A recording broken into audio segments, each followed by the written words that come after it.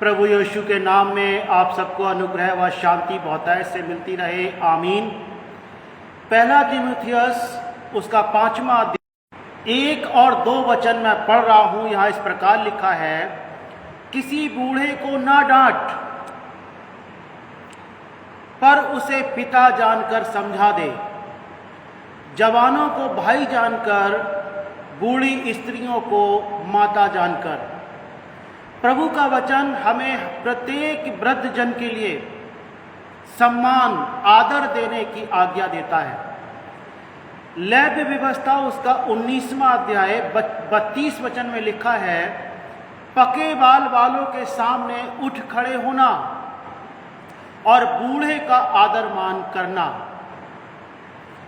पके बाल वालों के सामने उठ खड़े होना और बूढ़े का आदर मान करना, अपने परमेश्वर यहोवा का भय निरंतर मानना, मैं यहोवा हूं।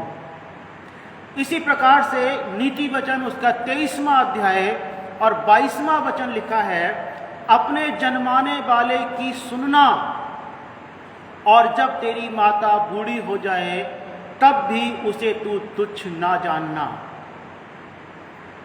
परमेश्वर का वचन प्रत्येक वृद्ध जन के लिए हम सबको आज्ञा देता है कि हम वृद्ध जन का सम्मान करें, उनका आदर करें, उनको जो आदर के योग्य है उस योग्यता के अनुसार उनको आदर करें।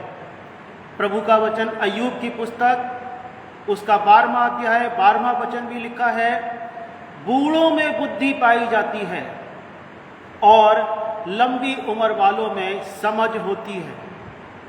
ये सभी वचन जो हम पढ़ रहे हैं, जिन्हें हमने पढ़ा है, प्रियजनों, हम सबको आज्ञा देता है कि हम अपने घर परिवार, समाज, चर्च, कलीसिया, संसार के जितने भी वृद्धजन हैं उनका सम्मान करना सीखें। उनमें बुद्धि होती है, लंबी आयु वालों में समझ होती है और हमें उनकी संगति के लिए लालायित होना चाहिए अगर हम बुद्धिमान या समझदार बनना चाहते हैं तब।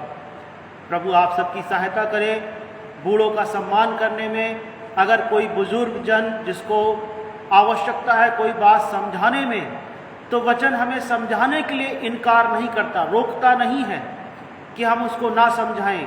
हमें उसको समझाने का अधिकार है। अगर कोई वृद्धजन कोई भी गलती, कोई इस प्रकार का काम करता है तो हम उसको समझा सकते हैं, लेकिन पिता जानकर, या कोई स्त्री बूढ़ी स्त्री है तो उसको माता जानकर, और उनको डांटना नहीं है, उनको बड़े प्यार के साथ उनके साथ सही व्यवहार निरंतर करते जाना है।